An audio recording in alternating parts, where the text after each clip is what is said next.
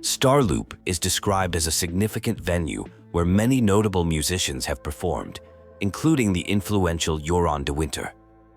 There's excitement about an upcoming New Year's concert that aims to create meaningful moments and share happiness with the audience. The theme will focus on creating astronomical moments as everyone enters the new year. A discussion unfolds about attempting to secure concert tickets through an AI assistant named Fairy.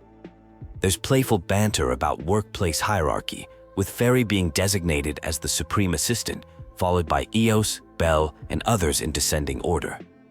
Unfortunately, despite their attempts, they fail to secure tickets as they're already sold out.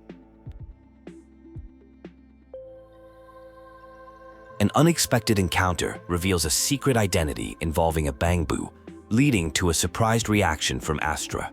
This creates an interesting dynamic between the characters as they navigate this revelation. The situation becomes both amusing and slightly tense as they process this new information.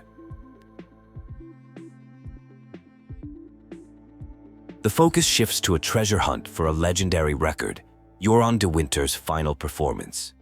This recording is particularly special because it was from an unplanned fan meetup at a music store, occurring after Yoran left his agency due to legal issues with performance rights. The available market version is revealed to be inauthentic. The scene transitions to an exploration involving dark corridors and mysterious graffiti. There's mention of a paranormal exploration team and curiosity about marionettes singing. The atmosphere becomes increasingly tense as they navigate through this environment.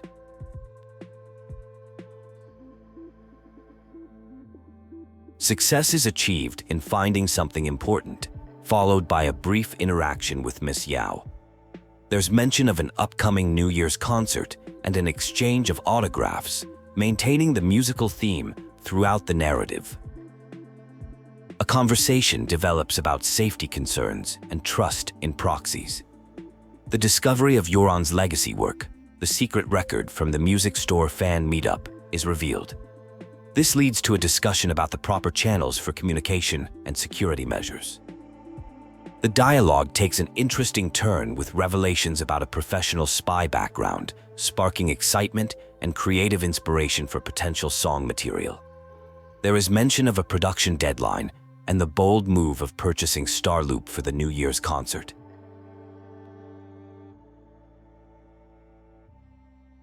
A challenging situation has arisen where a new single was publicly announced, but writer's block is preventing progress.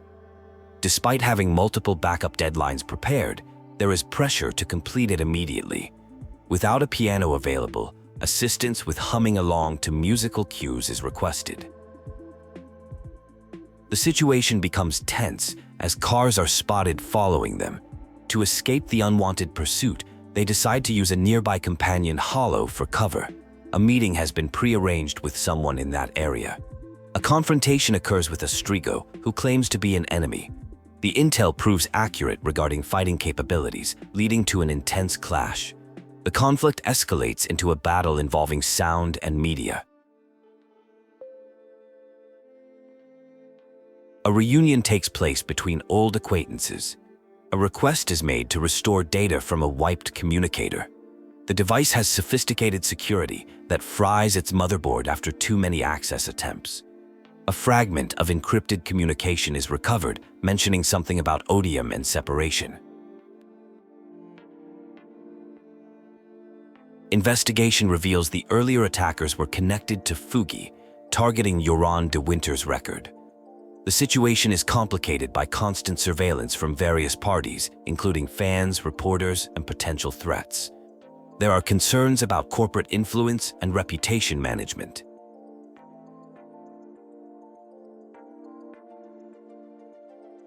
A touching personal story is shared about how Yoran's music provided comfort during difficult times in a makeshift shelter.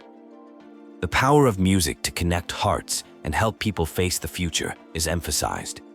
There is discussion about the responsibility of being a modern songstress.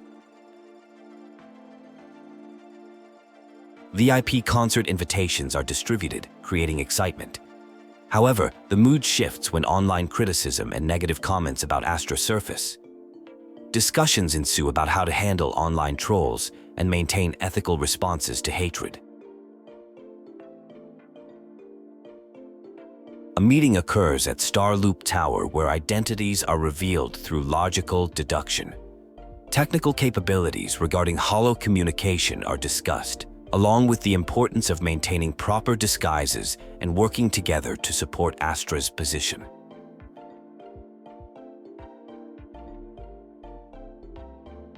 At an entertainment venue, Mr. Hobson, the chief governance officer of Odium Entertainment Group, meets two young guests named Belle and Wise, who were invited by Miss Yao. When they mention being freelancers from a small business, Hobson's demeanor becomes noticeably cold and dismissive. The conversation reveals how he quickly judges others based on their perceived usefulness.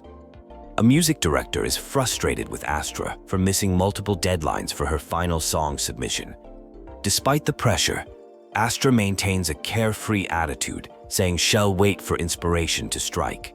She playfully tries to get Evelyn to protect her from the angry director, but Evelyn declines to intervene in this situation. Lady De Winter, introduced as Tessa, appears as a special guest at Astra's concert. Astra expresses deep admiration for Yoran's music, seeing it as her guiding light. When discussing her plan to pay tribute to Yoran in the performance, Tessa seems hesitant, suggesting Astra should focus on her own work instead. However, Astra insists on honoring Yoran at Starloop Tower. Information about a planned attack at the Atrium landing at 8 p.m. is revealed. The situation involves double agents and complex infiltration plans. A character attempts to notify Hobson about the impending FUG attack, planning to use the situation to identify another mole within the organization. Hobson confronts Evelyn, revealing her true identity as Shields Green, a spy from an organization infiltrating Odium. Despite her attempts to warn about additional Fugue spies and impending danger, Hobson dismisses her concerns, focusing only on eliminating the identified threat to their valuable asset, Miss Yao.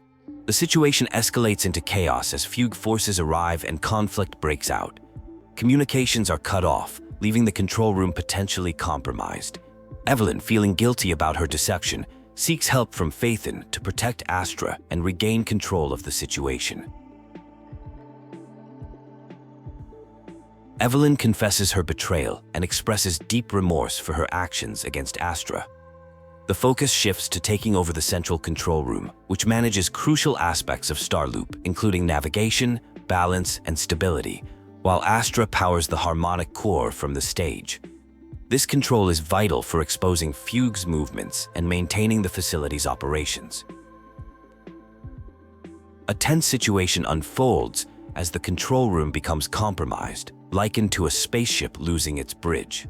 The team plans to coordinate their defense from there while acknowledging their combat limitations.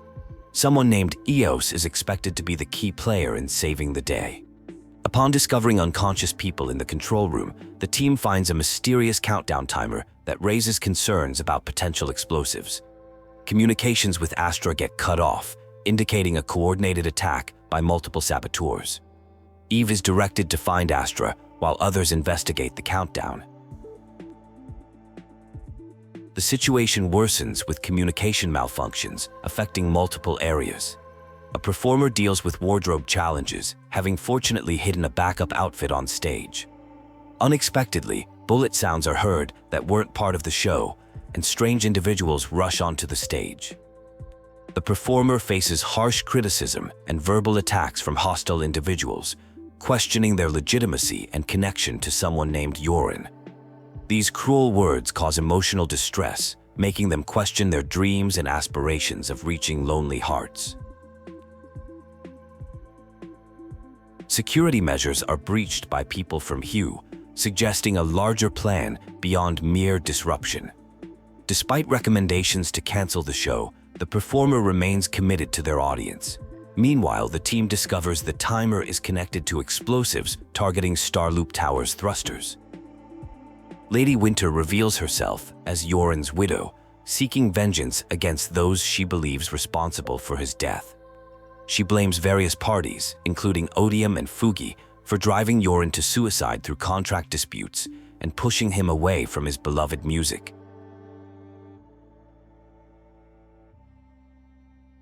The situation reaches a critical point as Lady Winter initiates her revenge plan. A protective barrier is deployed to shield everyone present. An intense confrontation follows, with emotional exchanges about Yoran's legacy and the true meaning of his music. A shocking revelation emerges about Eve being a spy codenamed Shields Green. Despite this truth, their bond remains strong through trust and shared experiences. The focus shifts to saving Starloop Tower as its systems begin to fail. As Starloop begins falling faster, calculations suggest a potential crash. The performer maintains hope and determination, contrasting with Lady Winter's desire for destruction. A powerful message about facing destruction with beauty and resilience emerges. Despite the desperate situation, the characters unite to face their challenges with music and determination, even as they begin falling. They prepare to sing one final song together. A tense confrontation unfolds as a group turns against someone named Shields Green, accusing her of betrayal. In response, a person named Evelyn assertively claims her identity, reflecting on her past struggles of feeling trapped in darkness and controlled by fate. A turning point occurs as Evelyn describes how someone's starlight broke through her darkness. She realizes she can break free from past secrets and make independent choices, not just for herself, but for everything she values. Despite her burdens, she refuses to let fear control her anymore. A formal investigation concludes regarding Lady De Winter, who is revealed to be a mastermind behind recent events. The report confirms that thugs hired by Fuggy were manipulated by Lady De Winter but had no murderous intentions. Officials ensure Lady De Winter's safety while in custody. Miss Yao arrives to meet with Evelyn. A significant conversation occurs about Yoran's legacy, with a request to deliver a master copy to Lady De Winter. The hope is expressed that Yoran's voice might help soothe Lady De Winter's pain, as it has helped many others. The scene shifts to a lighter mood as plans are made to buy gifts for Belle and Wise, including red velvet cake and fragrant black tea. Evelyn mentions having a special gift for Miss Yao and leads her to a meaningful location. A touching revelation occurs at an empty shop, formerly the Gramophone, where Yoran's final performance took place years ago. Both Miss Yao and Evelyn were present that day, though they didn't know each other then. This connection through music creates an emotional moment.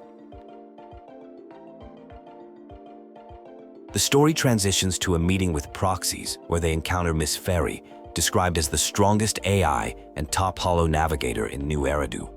The conversation reveals Astra's increasing popularity and Odium Entertainment's rising market value.